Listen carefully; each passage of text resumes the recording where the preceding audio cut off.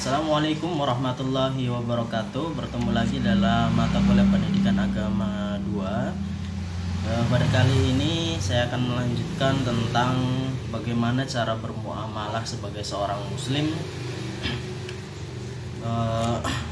Lanjutan yang kedua yaitu mengenai riba, menghindari riba.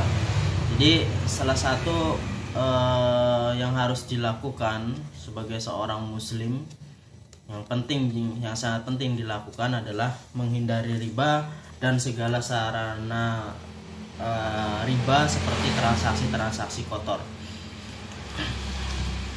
Dalam surat Al-Baqarah ayat 275 Allah sudah menjelaskan bahwa orang yang memakan riba itu seperti orang yang kesurupan, dan Allah telah mengharamkan riba dan menghalalkan jual beli. Ya, riba ini adalah termasuk salah satu jenis dosa besar, ya, salah satu perbuatan dosa besar, 7 perbuatan yang membinasakan, yang Allah melaknat atas perbuatan orang-orang pemakan riba.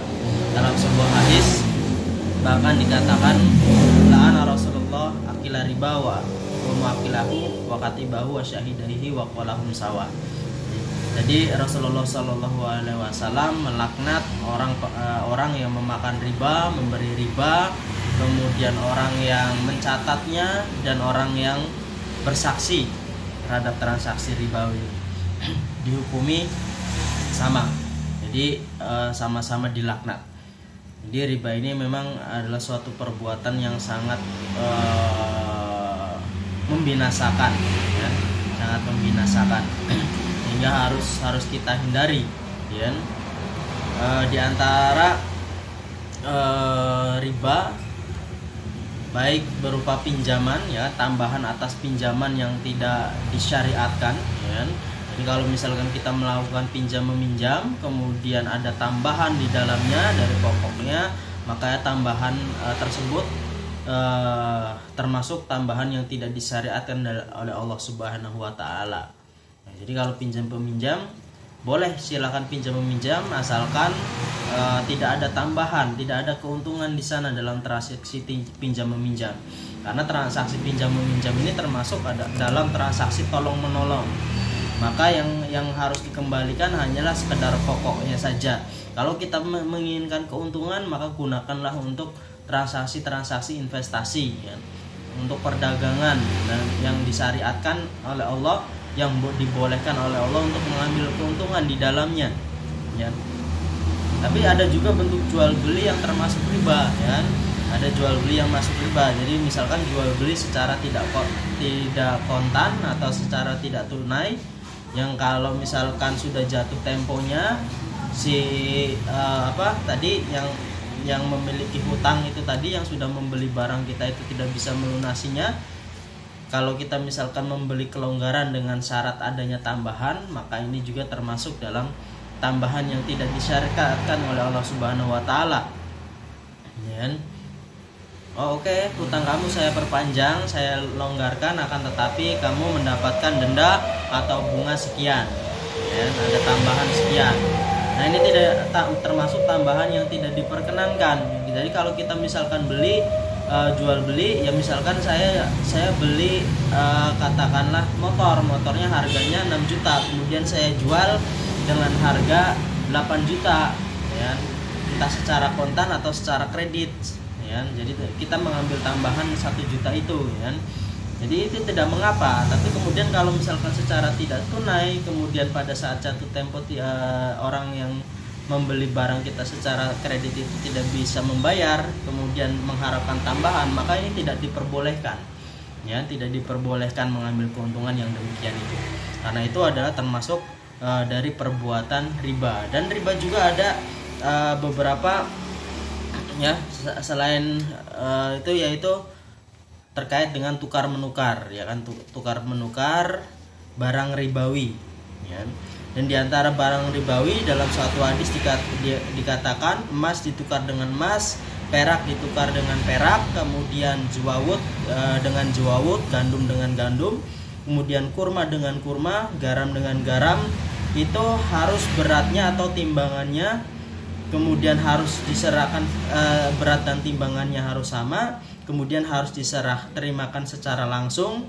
Kalau berlainan jenis, ya kan, kalau misalkan transaksinya itu berlainan jenis, maka silahkan, ya kan, istilahnya jual sesuai keinginan kalian.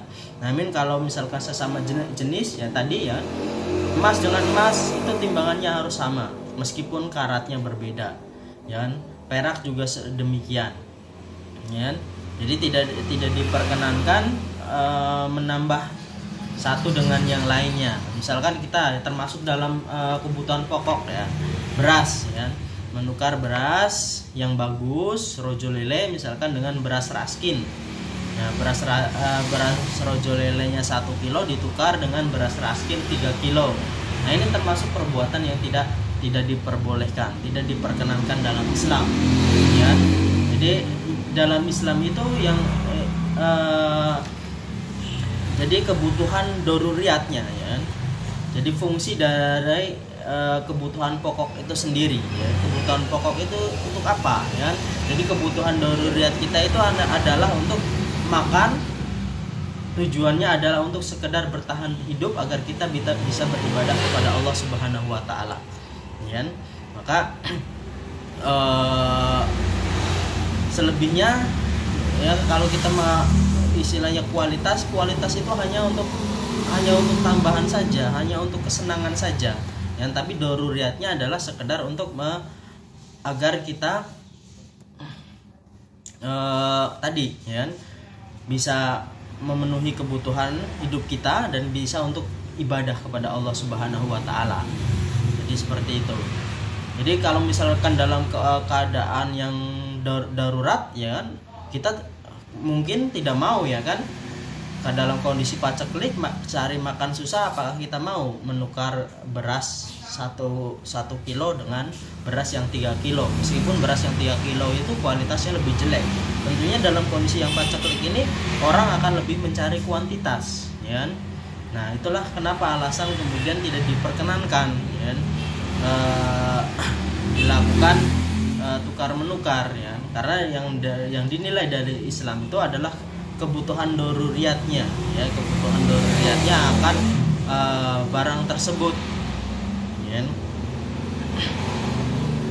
Jadi maka sebagai seorang muslim kita harus menghindari transaksi-transaksi ribawi, mengambil keuntungan dari perbuatan riba. Selain itu kita juga harus menghindari transaksi-transaksi yang dilarang, ya. Transaksi-transaksi batil, la taqulu amwalakum bil batil ila an takuna tijaratan antarodi minkum, ya. Jadi janganlah kalian memakan harta, ya, orang lain dengan jalan yang batil, kecuali dengan jalan yang jual beli yang dimana kita saling meridho, ya. Jadi saling ridho di sini bukan berarti kalau misalkan transaksi riba kita ridho sama ridho kemudian diperbolehkan, tidak. Maksudnya adalah kembali kepada tadi, ya, transaksi batil.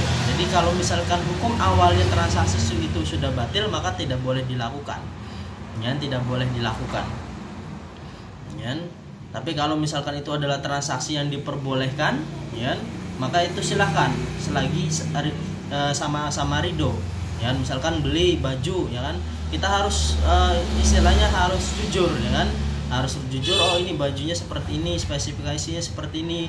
Nah, kalau sama-sama ridho dengan harga tertentu, sudah sama-sama ridho, ya silahkan, itu tidak mengapa. Tapi kalau misalkan dari awalnya transaksinya sudah batil, meskipun sama-sama ridho, itu tidak diperbolehkan, ya, tidak diperbolehkan dan harus kita jauhi.